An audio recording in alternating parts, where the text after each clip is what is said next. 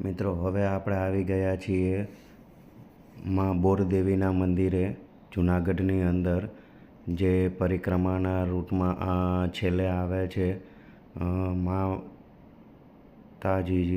જે આપણે ગિરનારની બાજુમાંથી જમણા હાથ ઉપરથી રસ્તો જાય છે અંદર જંગલમાં જવાનો. તો ત્યાં પહેલાં તમારા લોકોએ એન્ટ્રી કરાવવી પડશે વન વિભાગ ખાતામાં અંદર જંગલમાં પ્રવેશ કરતાં પહેલાં, અને ત્યારબાદ તમે અહીંયા આવી શકો છો.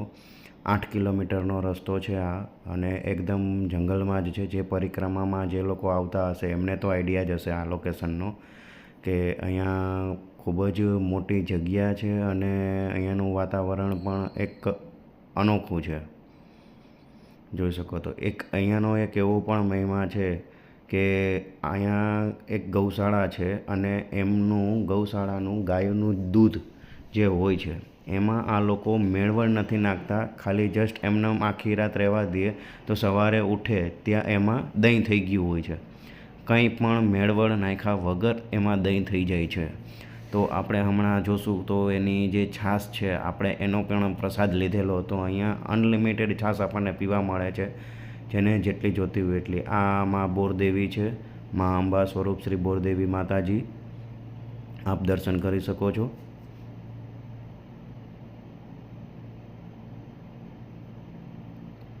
આ કાળ ભૈરવ છે,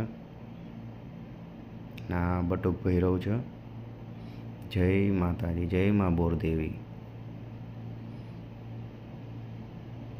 આ મિત્રો એ છાશનો પ્રસાદ છે, તમે જોઈ શકો છો. આ જે છાશ છે એ મેળવણ વગરના દહીંમાંથી થયેલી છાશ છે,